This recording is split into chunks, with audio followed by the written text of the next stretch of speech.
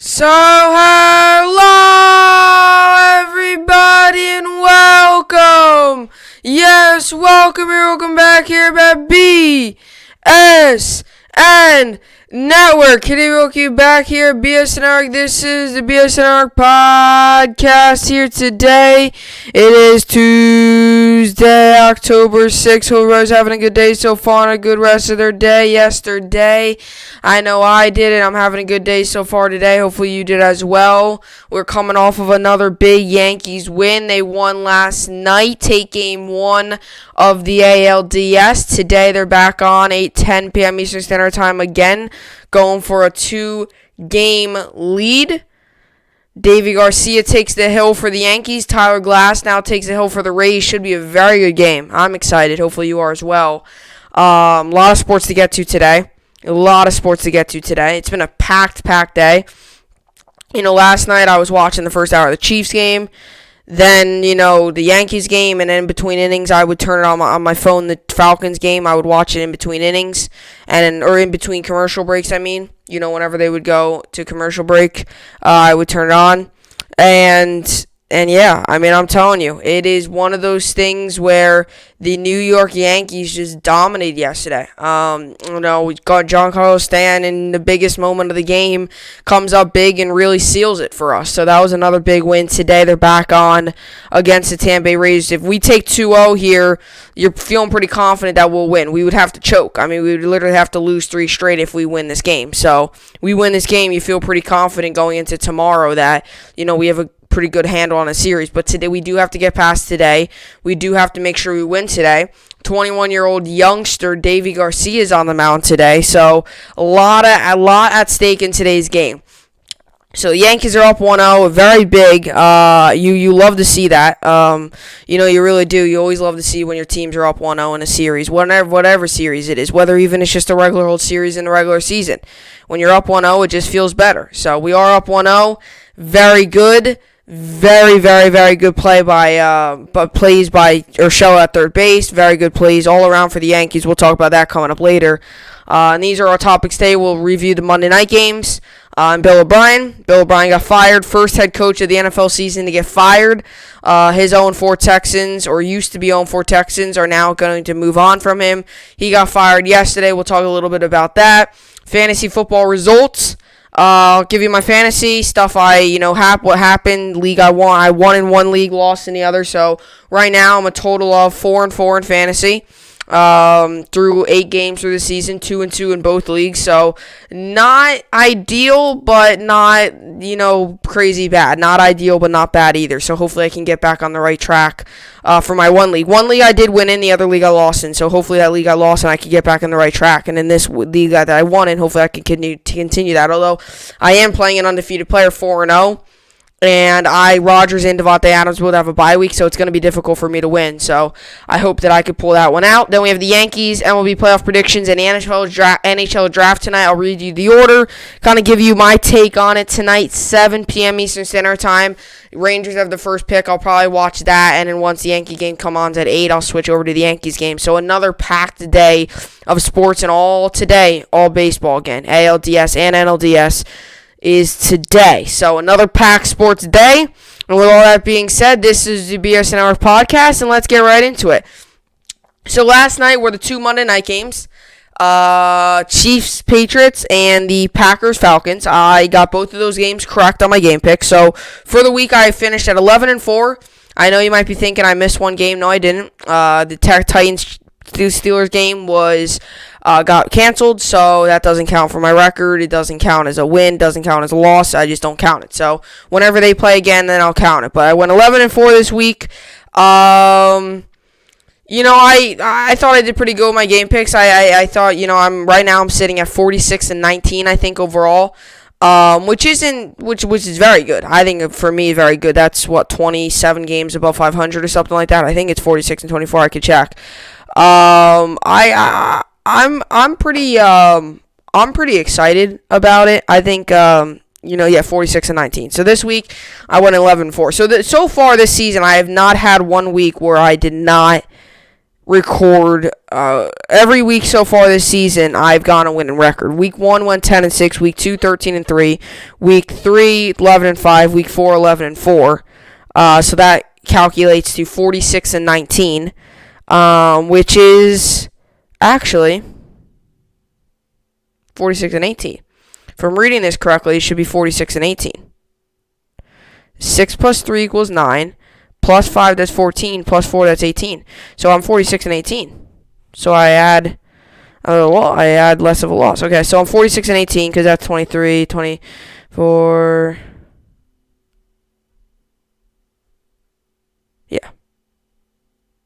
Yeah. Okay, so I'm 46-18. So I'm 46-18 overall in game picks. I actually did decline one loss there. But yeah, I thought overall in game picks this year, I thought I've done pretty well. I would say 46-18, something I'm pretty happy about. I think I've done pretty well. I'm 28 games above 500, so I would have to really. I do think I will finish above 500 for the year. I would have to really do bad these next couple weeks. I mean, I would have to almost have maybe an 0-16 week where I don't get anything correct. Obviously, this upcoming week, there's not 16 games on. There's going to be, I think, 14 on because 2 teams have a bye week. So you'll see throughout the year, I might have like a 10-4 record. That's because you'll have a bye week each week from a team. So obviously, it's the record will get a little interesting. So, this is going to be a lot of fun. So, it's going to be a lot of fun to see how I finish on the season. 46-18 right now is pretty good. I'm pretty excited about it. And then the rest of the way, I got to see what I do. So 46-18, something that is pretty solid right now, and I just got to continue to bounce and continue to grow off of it. So, so we have the Patriots and the Chiefs last night. We'll do this game first. Patriots lost. Chiefs won 26-10. Chiefs did not play their best, period. I mean, there's not much else you got to say about it. Chiefs didn't play that good. As a matter of fact, their offense was very off yesterday. Yes, they scored 26 points, and it's crazy I'm saying that.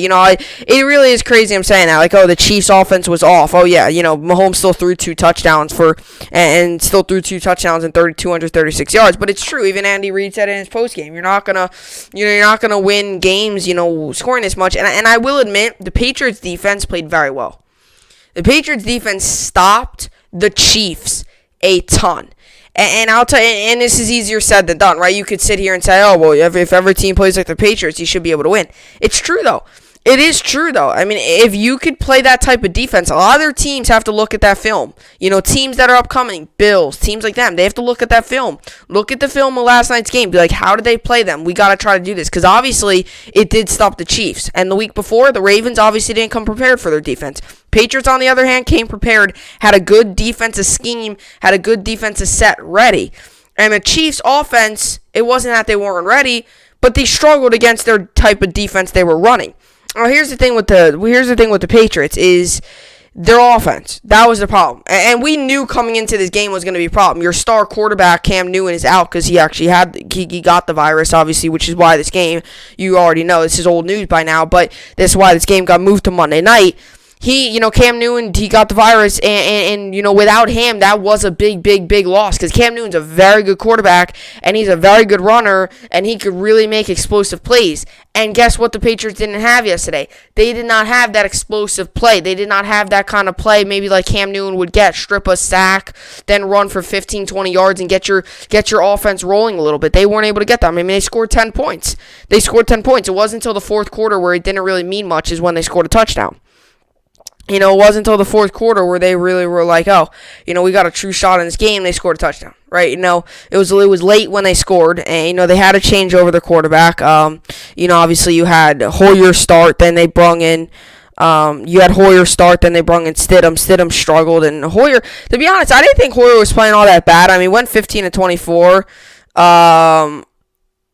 and 1 interception, but Stidham did even worse. He went 5 of 13. 38 completion percentage, and 2 interceptions, and a touchdown. He did even worse, and he had a QBR of 39.4. He did even worse. I think you should have kept in Hoyer. Not saying Hoyer was having a phenomenal game, like blowing all the records, off the record book, blowing off all that stuff. I'm not saying that. But Hoyer, he wasn't playing good. He wasn't playing bad either. He's messed. Stidham played horrible. I think that was one of the big mistakes the Patriots made, and it was a mistake by Belichick. I don't think he should have took him out, or whoever made the decision, whether it was their offensive coordinator, whoever. I don't think they should have took out Hoyer. Was Hoyer doing great? No, but what did Stidham do? Stidham only put you into a bigger hole. You had Hoyer, you were digging yourself a hole. You were in a little bit of a hole, and then Stidham came in, and he dug you the hole even more to the point where you were bedrock. The Patriots offense just couldn't get anything going. And you could really tell, and I'm not even kidding, from start to finish, you could tell they were missing Cam Newton. There was something with that offense that wasn't the same. It wasn't the same with that offense. They weren't running the ball as well as they would with Cam. They weren't taking deep field shots as if they would with Cam. They just weren't. They were just not the New England Patriots we saw in the first 3 games. Heavy running, heavy passing. They just weren't that. Struggled on offense. Defense was phenomenal. I mean, you could say this is one of the better. They held the Chiefs to 13 points going into the fourth quarter. Chiefs have scored that in 2 possessions. And they held the Chiefs to 13 points. They held the Chiefs to 2 field goals in the first half. Just think about that for a second. 2 field goals in the first half. Their defense could not have done a better job. It was their offense that lost them this game, and it was their offense that made the Chiefs win. Their offense has a little bit more of a spark. Patriots win this game. Chiefs won. They won by 16, but it wasn't the Chiefs' best performance. And even Andy Reid said it. You're not going to be able to win games if you play like this every single game. So the Chiefs do have to, practice and make sure they do get a little better, because this performance was probably their worst so far this season. Not saying that was bad, but it just wasn't anything special. But they did get the win, and I've always said that. I've been a big believer in this. You could say you played bad. You could say you played well. If you played well and you lost, when you look at it on paper, or if you Google, or whatever, let's just say you Google Chiefs, you see they won 26-10. Maybe you didn't watch the game. A win's a win. At the end of the season, this 26-10 game is not, we played decent, so let's not reward them a win. At the end of the day, they got the win. Yes, it was a sloppy and not a great win. It was a good win. Yes, it wasn't your prettiest win ever, but at the end of the day, a win is a win. You could say so much about the Patriots, and I've said this multiple times on the podcast, how, the Patriots defense played so well. Patriots fans could be like, we held the Chiefs to only 26 points, blah, blah, blah. Well, at the end of the day, you guys took the loss. You could blab all you want. You could blab on and on and on and on and on about, our defense played so well and we stopped the Chiefs. Well, that doesn't matter because you lost. So, at the end of the day, the Chiefs get rewarded the win, Patriots lose, and the Patriots look lost without Cam Newton. And this was one of those things, too, this is when I was sitting there watching that game in the first quarter, right? Because then I changed it to the Yankees game. When I was sitting there, I was like, did they really? Like I was just thinking, because they were struggling in the first half, and the Patriots kicked a field goal, and that was it until the fourth quarter. They had 3 points going into the fourth quarter. But I was just thinking, because they were struggling, or Hoyer was struggling and stuff like that. And then when I was looking over the stats today, when I was looking over the highlights of the game, I was like, did they really think about, there was a little bit of thought. Bill Belichick even said, it's going to be a fight for quarterback. Who's going to get it? It's going to be Cam or Stidham. I always said it was going to be Cam. Some people jumped on the Stidham bandwagon and said, Jared Stidham this, Jared Stidham that. You know me on my podcast. I've said this multiple times on my podcast. I don't think Stidham's all that. Yeah, you could say, he did this and this and this at Auburn. Guess what? That was 3 years ago. This is the NFL now. Everybody started talking all highly about Stidham. Where did this Stidham dude come from? And I'll tell you what, you could tell. It just surprises me that at training camp, this was actually a little bit of a battle. Some Patriots fans thought Stidham should have got the job. And now you really see why he didn't get the job and why Cam Newton got the job. Stidham was horrible yesterday. Stidham lost them that game late. They were in the game. It was, they weren't in it, but Stidham put the cherry on top. The icing was on, stuff like that, and then Stidham just had the Chiefs put the cherry on top. Stidham played horrible. 5 of 13, are you kidding me? And at the beginning of the season, people thought he could be a contender for the starting quarterback. Oh my gosh, this is just horrible. So the Chiefs win 26-10. Let's move to some of the stats for the Chiefs. Mahomes went 19 for 29, 65.5 yards. 65.5 completion percentage, 263 yards, 236 yards, 81 yards per attempt, 2 touchdowns, no interceptions, 1 sack, and a QBR of 113.6. Elair struggled. He probably had his worst performance yesterday. He went 16 rushes for 64 yards, and 4 was his average. 13 was his long. He actually didn't play too bad, but not great for fantasy, I should say. Mahomes went 8 for 28, 3.5 average for a run.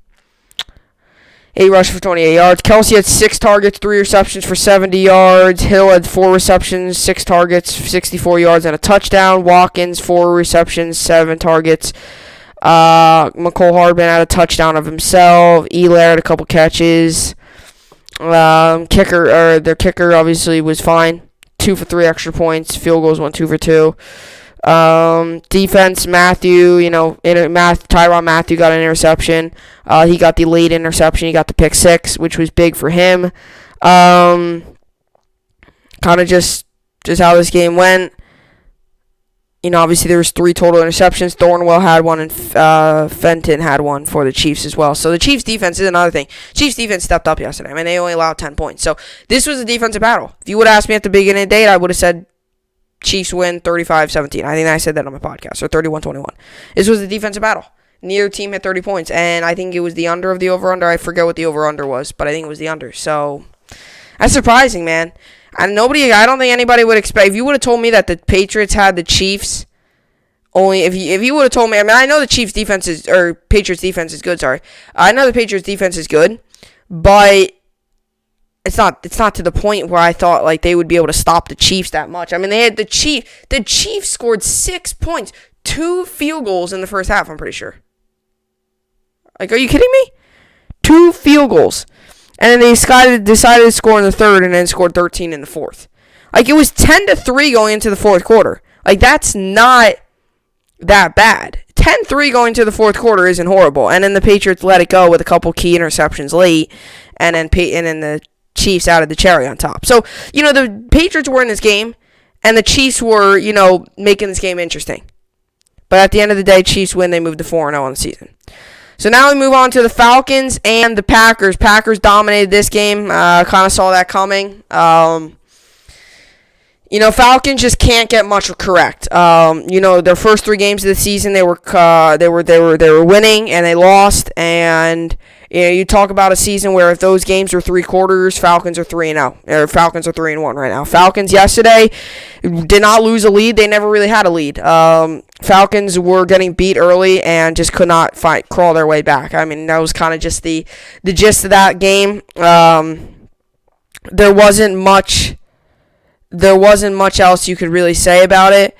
But they, it was 20-3. Then they come out. They had a good drive to start off the second half. They had a really good drive, right? You're sitting there watching the game, and this was in between Yankees commercial break. Like, you're sitting there watching the game. You're like, oh, okay, all right. We're going good. This is going good, right? And then all of a sudden you're sitting there and the Falcons are driving. They score a touchdown. You're like, okay, it's 20-9, and then their kicker misses an extra point. Their rookie kicker, because obviously Koo is out with a groin injury. I think their kicker, he's a very good kicker. He's just out right now, and you're like, okay, hey. You score a touchdown, your first drive of the half, you score a touchdown. There's really not much else you could ask better for that. Coming out of the half and scoring a touchdown like that is very good. You score, you're like, okay, it's a 11-point game, and then you just couldn't get your way, but they just couldn't get back in the game. Then they put up another score. It was 27-20 or 27-9, 27-16, 30-16. They lose. Coming out of that first half, you score in that first half, you're like, okay, Gurley scores. Gurley had a couple really nice runs on that drive. And you're like, all right, okay, we moved the ball. Hey, we moved the ball. It's a positive. You score, you're like, okay, we're down by 11. That's not bad. We're down by 11 with still pretty much, still the rest of the third quarter and all the fourth. They're like, okay, if we can come up with somehow defensive stop here, we get the ball again, you could possibly make this a 1-score game. And sure enough, they could not do that, though, as they ended up losing 30-16. Falcons are 0-4. Falcons are 0-4. And, Dan Quinn, another guy too. You know, Adam Gase, Dan Quinn, Matt Patricia, guys who are on the hot seat. I don't want to say Adam Gase on the hot seat. Here's my reasoning. Because the Jets aren't going to fire him. I just don't think they will anymore. I think they're going to keep him, let him rot here, let this team rot, and let us lose more. But Dan Quinn, I think, is one of the coaches that's on the hot seat. And, you know, I think he's definitely one of the coaches on the hot seat. He definitely is on the hot seat, and there's obviously been people who they thought he was going to get fired last year. They said, no, come back and try to, do well this year. They got a couple good draft picks, do it again this year. Has not done it so far, another 0-4 start. And it really just is surprising to me. Outside of Devontae Freeman, this is almost the same exact offense that got them to the Super Bowl. It really is crazy. That got them to the Super Bowl and was up 28-3 going to the half against the New England Patriots. I mean, it really is crazy to me that this is almost the same roster outside of maybe no Devontae Freeman, a couple of their players sprinkled in, a couple of their players sprinkled in. This is pretty much the same team we saw put up 28 points in the first half against the New England Patriots in the Super Bowl. They ended up losing because they blew the game, but it's almost the same roster. Julio Jones, Matt Ryan, Calvin Ridley, Mohamed Sanu was on that team. He's not there anymore, but still, your two main guys from that Super Bowl team, Matt Ryan and Julio Jones, are still there.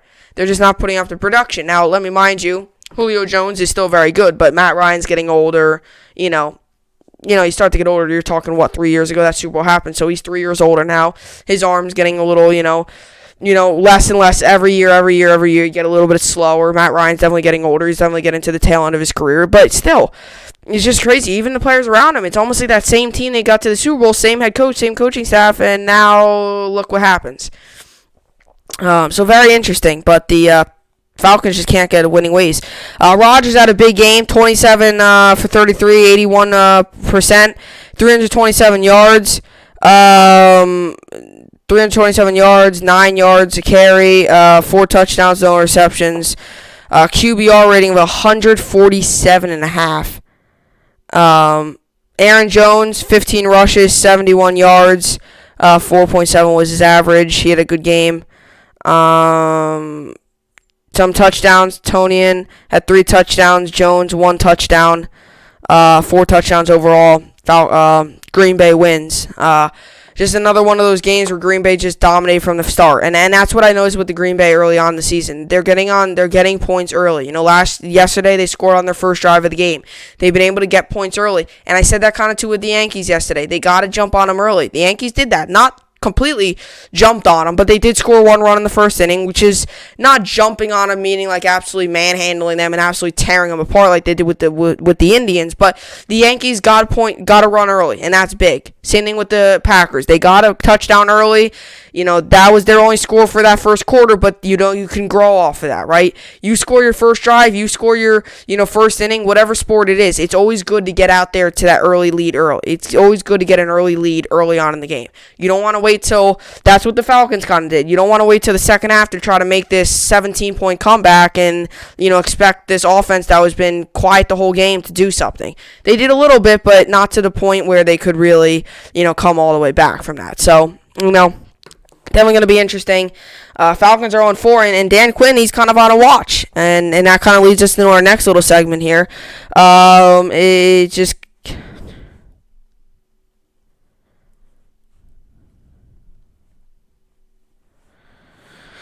That kind of just leaves it into the next segment here. Bill O'Brien did get fired. So Bill O'Brien got fired yesterday. His Houston Texans are 0-4 right now. He's another coach too. There's a lot of coaches this year that have been on the hot seats. I mean, you're talking Bill O'Brien was kind of on the hot seat last year after he made that DeAndre Hopkins move, was on the hot seat. You could say goodbye to him. Then you obviously had Adam Gase, but Adam Gase is he's on the hot seat, but in a way I don't want to say that either because I know the Jets are stupid and they won't fire him. You got Matt Patricia, Adam Gase, Bill O'Brien, who already got fired, Dan Quinn on the hot seat. Who else could be on the hot seat? I think Dan Quinn's definitely on the hot seat because he can't obviously keep his team focused and to the point where they finish off games. He can't do that. And I know I'm talking about 3 years ago, but he couldn't do that in the Super Bowl. Obviously, they were already looking ahead to their championship parade. and they ended up losing 28-3. Or 28-3. They ended up blowing 28-3 and losing 34-28, sorry. And now, too, like, they're past their first 3 games of the season, they blew leads. They had the lead, and they blew it. Look at that stupid onside kick they had. They were all standing around it, not looking, just looking at it, not doing anything, and all of a sudden the Cowboys jump on it, you lose that game. I mean, they've blown some big leads. Yesterday they didn't blow a lead because they never had a lead. It's tough to blow a lead when you don't have a lead. But that's another thing. Yesterday they weren't even competitive. I mean, they were blown out. I mean, they were 20. It was 20-7 going into the half. I mean, it was difficult. It was almost like one of the Jets games. It was pretty much done at the half. And technically it was done after the first drive because they couldn't crawl their way back. Technically, the game was done after the first drive because it was 7-0, and they just weren't able to ever tie it or win. So, their offense was slow yesterday. He's off hot seat, and now Bill O'Brien too. I mean, you're talking about a Texans team who I think this whole Bill O'Brien firing started in the offseason, right? It started a little bit in the offseason. After that DeAndre Hopkins move, right? You completely had him exit. You have your franchise quarterback in a horrible situation all of a sudden. And now all of a sudden you get rid of him, get rid of blah, blah, blah, blah. Horrible situation. And it's to the point where you're like, really? Just really?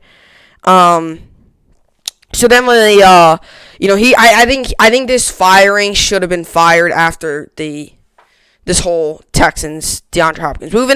And Texans fans this hurts because you fire him now after you let up, you could say almost the face of the franchise to a team who is now playing well, not very well. They were playing very well first 2 games this season, though they've slowed down the past 2 games with losses coming to the Panthers and the Lions.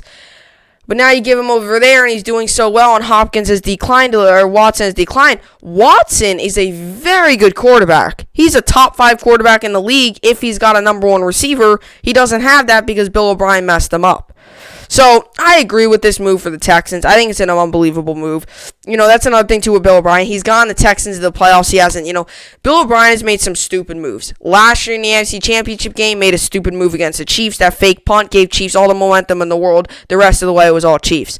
Made the stupid move in the offseason to get rid of Hopkins. This year, making some stupid play calling again, and just overall just stupid moves.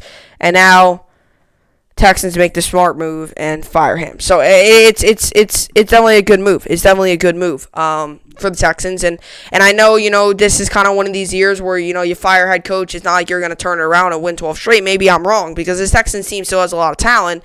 They just weren't being coached well. It's one of these teams.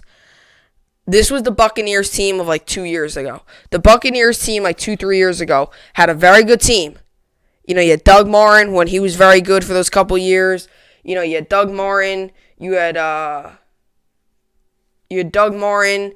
You had James Winston had like that one good year. Mike Evans. You had a couple good players here and there. And even on the defense, you had a couple good solid players.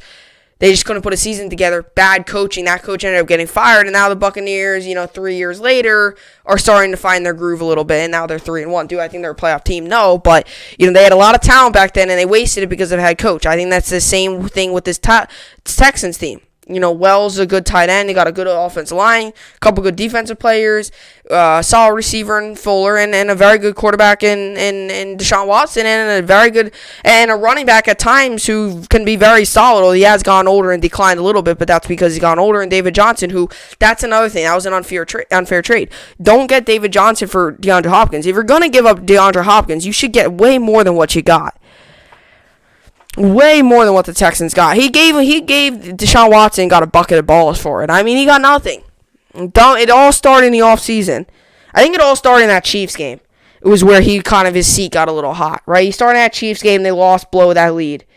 Then in the offseason made a very controversial move. That's another thing. Your team was doing solid. Hopkins was doing amazing. Why? And you might think, this is not the head coach's decision. By the way, he is the general manager, so he does make a lot of the decisions. Why in the world? That's another thing, too. Now the Texans have to do 2 things. They're going to have to find a general manager and find a head coach. Not a lot of head coaches will do both head coach and GM. But that's another thing. Like, that was a stupid move. Like, why in the world would he give up DeAndre Hopkins, get David Johnson, and be like, all right, David Johnson, come here, you're doing your thing. And now, look, they're sitting 0-4, and he's fired because of that thing. Bill O'Brien got himself fired. Let's put it at that. He kind of got himself fired. So, Bill O'Brien's fired. So, that does it for week 4 of the NFL season. Another great week of football. I thought it was another great week. I thought, week 4 is in the books. We're now on to week 5. Just crazy. So week 5 is right around the corner. Tomorrow is not tomorrow. Never mind. So week 5 is around the corner. Next up, we got the fantasy football results coming up next.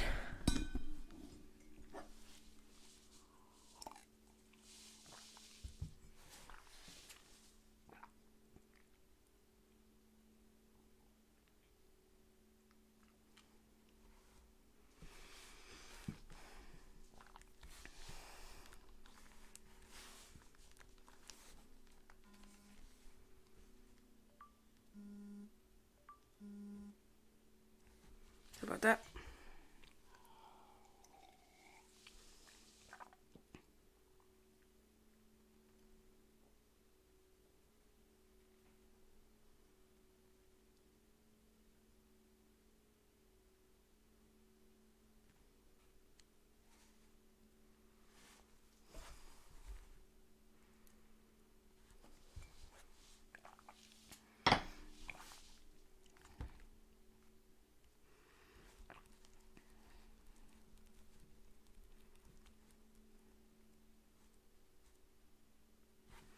Alright, so here we go.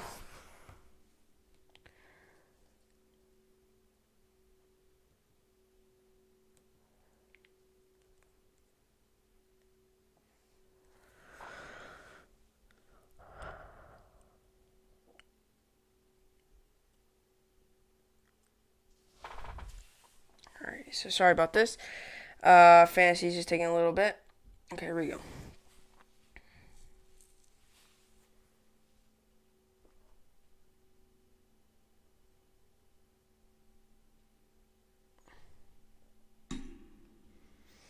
Alrighty, so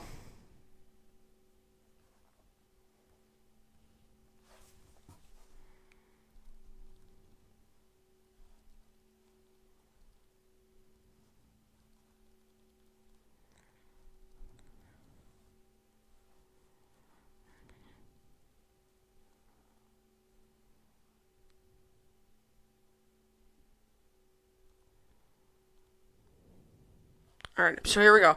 So, this week I played very well in fantasy, got another win, 2-2 in my one league that I'm just about to share with you. A lot of good performances. Good performance out of Rodgers, good performance out of Gurley. Rodgers got me 37, Elliott 12, Carson 22. Adams got me none.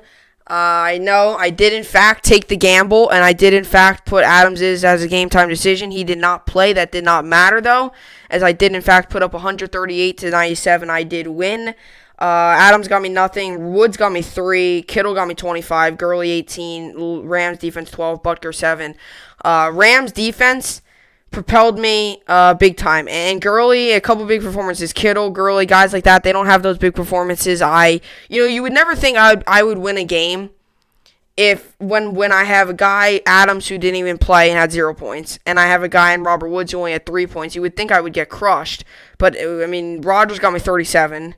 Elliott 12. Carson 2. Adams none. Woods 3. Kittle 25, Gurley 18, Rams defense 12, and Butker 3. My bench was more Ertz, Johnson, Buffalo defense. Robinson and Ryan, Robinson I could have put in for Woods, or I definitely could have put him in for Adams, but I didn't. Definitely starting Robinson this week, so I am in fact 2-2 on the season. And right now, upcoming, I am currently 6.3 points favorite. So I'm projected to win 116 to 110. Hopefully that stays, and hopefully I can win. That would be great. But this is what I got here. So at the moment, I am in the playoffs. At the moment, I'm the 4 seed. So these upcoming games are big for me. These upcoming games are definitely very, very, very, very, very big. This is, a big game. This is a big week for, I think, all of us, for all these teams. It's a big week for me. If I win this week, that's pretty big. I could definitely use a win, so that would be nice.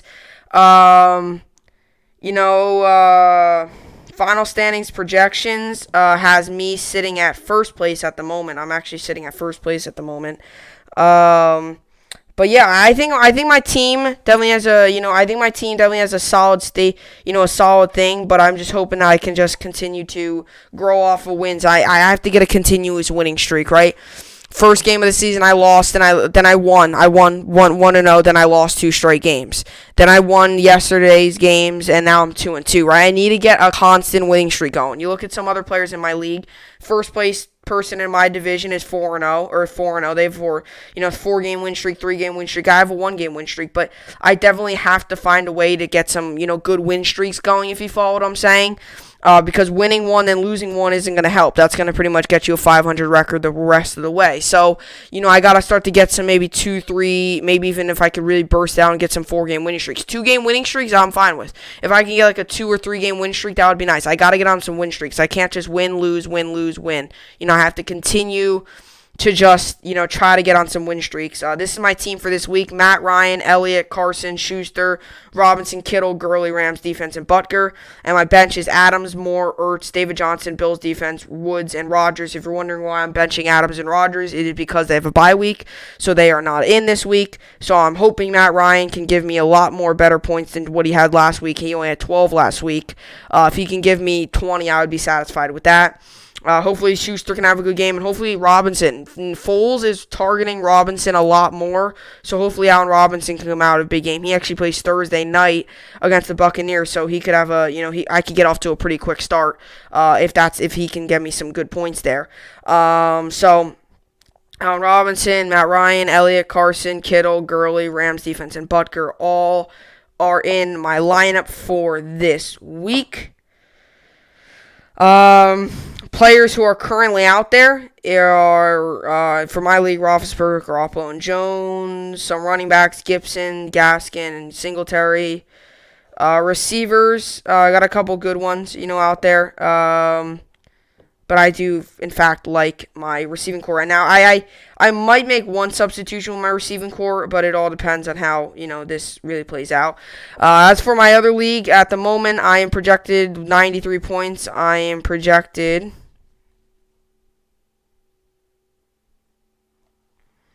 Final standings projection. Let's go to schedule.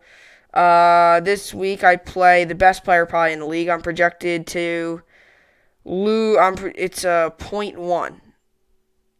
So it's a 0.1 point favorite. So I'm projected to lose by 0.1 points. So more than likely, it's going to be a very close game there. I have not made many adjustments. I still got some other adjustments to come in for this week's game. I'm currently sitting in my other league in second place at 2-2 record. There's one undefeated player in that league as well. So I'm currently sitting 2-2 record, which isn't great. But I'm not satisfied with it. I do have a kicker. Matt Prater's on a bye week, so I am picking somebody else up. Mike Evans is questionable for that Thursday night game, so I'm going to have to make a decision quickly. Obviously, Evans is a Thursday night game, so with it being quick, with it being a quick turnaround, it might be interesting. Evans' ankle didn't practice Tuesday. Greg Allman of The Athletic reports. Obviously, it's going to be difficult for Evans possibly to play. I don't know if he'll play, especially given that it's Thursday night. It's a short week. You only really have one practice day. It's going to be difficult. So Evans might play. I'm not sure, though. I'm going to have to keep an eye out on that. My other league, I'm just going good. My other league going good. Still, I don't know. For some reason, they only have Rams defense projected to have 7 points when they're playing the Redskins, and I don't know. Maybe it's just me, but I don't foresee that happening. I don't foresee them only getting 7 points. I think they'll get more.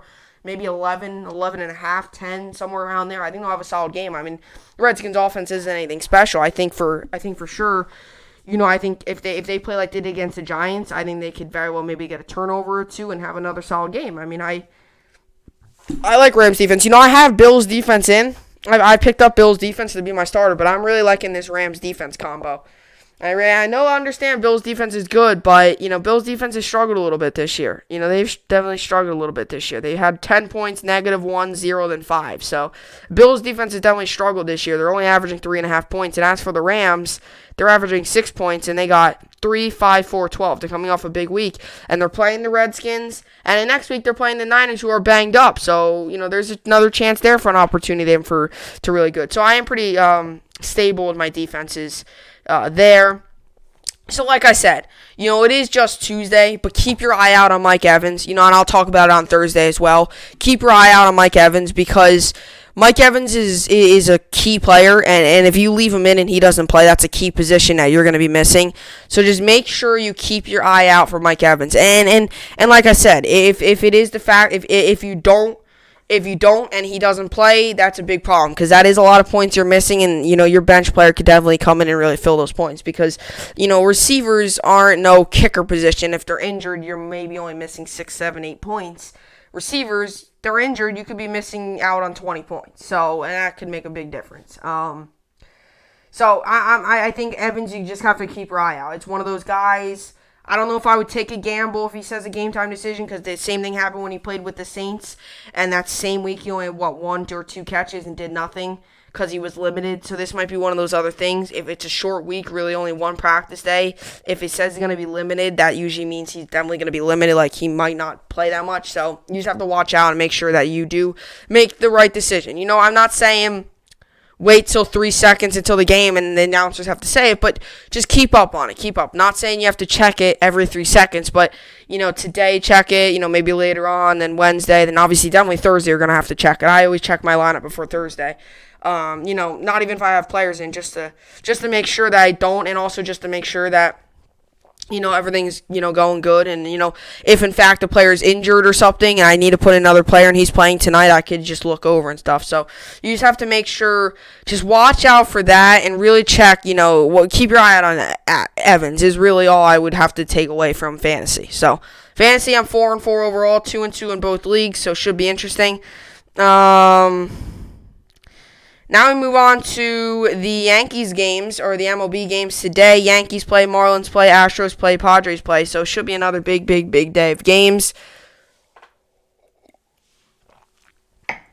You had 2 games on yesterday. Add 2 to that. You got 4 on today. Yankees, Rays, Marlins, Braves, Astros, A's, Padres, Dodgers. So yeah, that should be very good. So the Yankees are coming off of a win yesterday. They are they're coming off of a win yesterday, 8:10 p.m. Eastern Standard Time today. Davy Garcia takes them out versus Tyler Glass. Now the Rays, Garcia for the Yankees. Hopefully he can play well. Over/under's 8.5. I'm pretty sure I already made my prediction for this game. As a matter of fact, actually, I will wait on that. So, upcoming, we got the Marlins Braves. I know the Marlins. It's such a big crazy story and stuff about the whole Marlins and the whole them being undefeated and stuff, and them possibly making a run, and the Derek Jeter magic because he's their he's their owner and stuff. I don't buy into that stuff. I understand they've made a little bit of a run here. Definitely not a team that you would not think would make the playoffs. At the beginning of the year, I remember saying, is there a chance a team like the Marlins could make the playoffs? Is there a chance? And everybody was saying no. Marlins, Tigers, Orioles, and the Orioles were a contender. And the Marlins and the Tigers were, in the beginning of the season, a little bit of a contender, but the Tigers and the Marlins ended up swinging and missing. And then the Marlins ended up coming in. So, teams like that, they did come in. But I do have the Braves winning this game. I just think they will. I just think they're the better team. I think they have the better hitting, leadoff hitters, and they'll get out to a quick league early. So I do have the Braves winning this game. Next up, we got the Astros and the A's. Astros played very well today. Astros played very well today. I give the A's the win. I think they'll bounce back. The reason the A's lost, simple. Not great starting pitching and not great bullpen. The A's hit the same way today against the Astros, who had to use a lot of their bullpen yesterday. I think they get deep into that bullpen. Their bullpen is amazing. I think the A's do win this game. Then we have the Padres-Dodgers, or the Dodgers-Padres cap it off. I think the Dodgers win this game. I know we're very high in the Padres. Clevenger's getting the start versus Walker Buehler. I think it's going to be a very close game. I think this might be one of these hard-hitting, high-scoring games. I do give the Dodgers the win, though. I just think the Dodgers, at the end of the day, are the better team. I think the Padres are very good, but at the end of the day, I think the Dodgers are, in fact, the better team. And now, the Yankees play today, 8:10 p.m. Eastern Standard Time. Davy Garcia is on the mound for the Yankees. Game 2, Yankees are up 1-0 in the series. This is a big game. We win this game, you just need to win one more, and that's always big. So here we go. This is my game pick.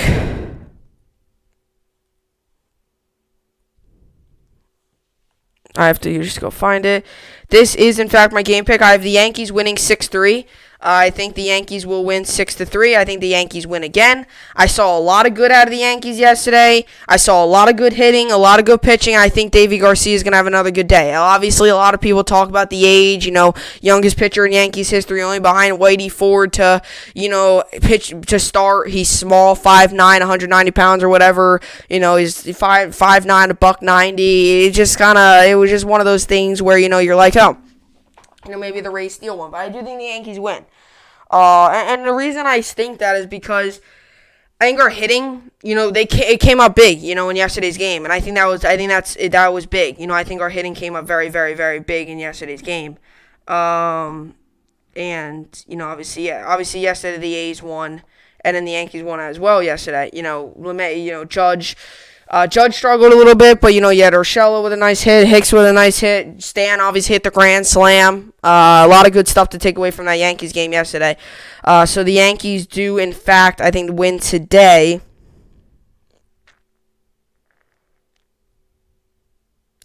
Today, the Yankees reinstated right-handed pitcher Domingo Germán from the restricted list. The Yankees' 40-man roster is now at 40. Germán is not eligible to participate in any postseason series because he was on the restricted list as of this year's date of postseason eligibility, 9/15. Wow. So, Domingo Germán is technically back on the Yankees. He obviously got in trouble, and now not in the Yankees. So there was something interesting yesterday that happened in the Yankees game yesterday. So Stan hits that home run, and Stan hit that home run. It was definitely it was a loud blast. It was definitely a good home run, but things got.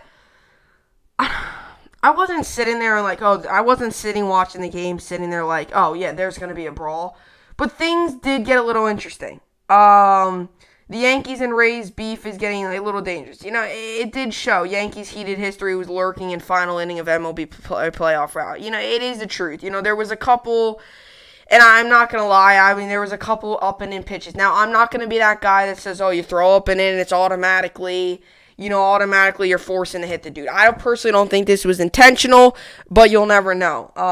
There definitely was some people. They definitely were throwing a little high and in. So when, it is common to acknowledge the Yankees believe the Rays pitching spend too much time throwing up and in, and that crossed what turned into each game. So when John Curtis threw up and in to Gio Urshela and Gleyber Torres during 5-run ninth inning in Monday night game of the it was noticed. Of course, Aaron Boone saw it, but he didn't believe there was anything there. We were just trying to put our best foot forward. I don't take anything away from that. Rays manager Kevin Cash wasn't asked about Torres stealing second base with a 6-run lead in the ninth, nor did he bring it up. Stan hits a grand slam. Yeah. Clark Smith was on the Yankees AL wildcard series also against the Indians. Blah blah blah.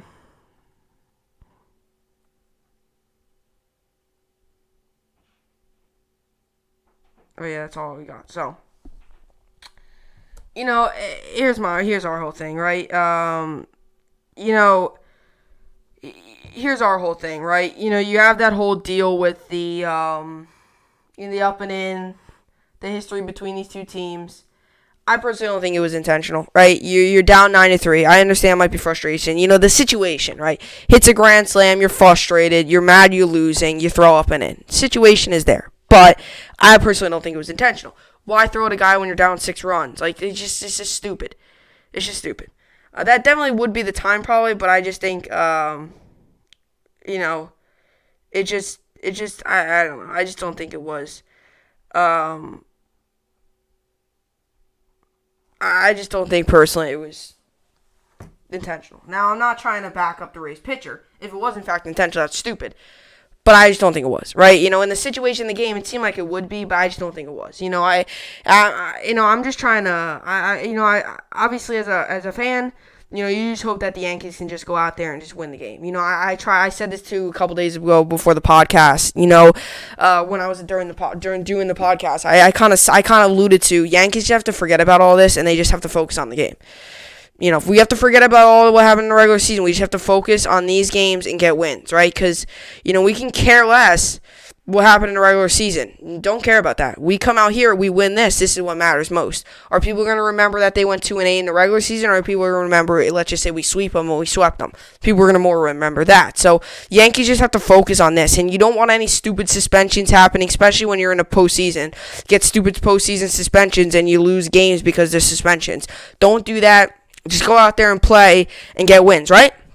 Let them play dirty. At the end of the day, if we win the series, you could say bye-bye to them and continue to go on. So, Yankees just have to make sure that we just keep calm and just go out there and play. That's all we have to do. I'm just trying to, that's what I'm just trying to, kind of just say that. It's because, I know some people are all caught up in this whole stuff about, they're throwing at people. Just focus on the game and just win games, right?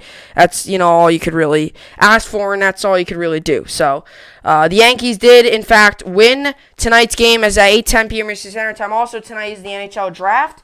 Should be exciting. I do think the Rangers take Alistair Flariance. I think at 7 o'clock p.m. Eastern Standard Time is the draft. I will be watching that. Then I'll watch the Yankees game. I'll probably watch the first hour of the draft, and the Yankees game will come on, so I'll watch the Yankees game. And all the other MLB games today, which is exciting. A lot of playoff baseball again today. So that is exciting. And yeah, that's kind of all I got for the podcast today. So hopefully you all enjoyed it. I know I did. I love doing these for you guys. So hope you enjoyed it. Enjoy the rest of your day. I will see you all back here tomorrow. Hope you enjoyed it. And thanks for watching.